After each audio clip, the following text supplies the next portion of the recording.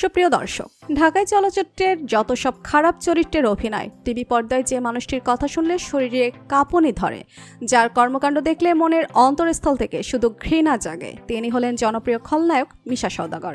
জনপ্রিয় এই খলনায়ক অভিনয় জগতে আসার আগে হতে চেয়েছিলেন একজন নায়ক। মিশা সওদাগরের জীবনে তিনি সিনেমার পর্দায় সবথেকে খারাপ মানুষ হলেও পর্দার আড়ালে তিনি খুবই একজন ভালো মানুষ।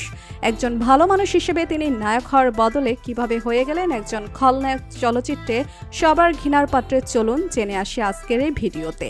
তাই পুরো খবরটি বিস্তারিত জানতে ভিডিওটি না টেনে শেষ পর্যন্ত দেখতে থাকুন। মিশা সওদাগর 1966 সালে 4 জানুয়ারি বাংলাদেশের রাজধানী ঢাকায় জন্মগ্রহণ করেন। মিশা সওদাগর তার 3 ভাই এবং 2 বোনের মধ্যে সবার ছোট।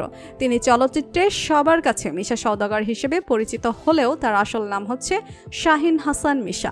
মিশা নামটি এসেছে তার স্ত্রীর মেয়ে এবং তার শাহিনের সা থেকে, আর সওদাগর নামটি যোগ হয়েছে তার দাদার নাম থেকে। মাত্র 20 বছর বয়সে মিশা সওদাগর চলচ্চিত্র অঙ্গনে পা রাখেন।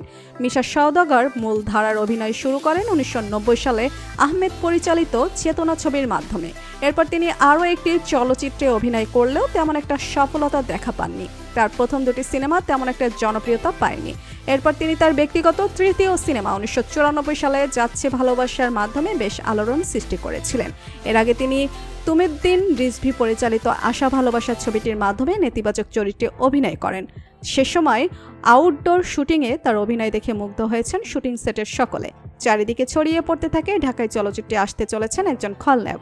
একসময় কাদের জন্য ক্ষুধার্ত কাকের মতো বসে থাকা মানুষটি অভিনয় শেষ করে ঢাকায় ফিরে আসার পর তার বাসায় নিচে পরিচালকদের ভিড় জমে যায়। আর মিশা সওদাগর একে একে 7টি ছবিতে নেতিবাচক চরিত্রে অভিনয় করার জন্য চুক্তিবদ্ধ হয়ে গেলেন। মিশা সওদাগর এমনই একজন অভিনেতা যাকে কিনা দর্শক ভয় পায়, তার সংলাপ শুনে আতঙ্কিত হয়, কিন্তু অভিনয় শেষ করে তিনি আবারও নিজের আসল চরিত্রে চলে আসেন।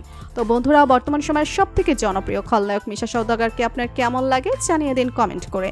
আর ভিডিওটি ভালো লেগে থাকলে একটি লাইক দিয়ে চ্যানেলটি সাবস্ক্রাইব করুন। ধন্যবাদ।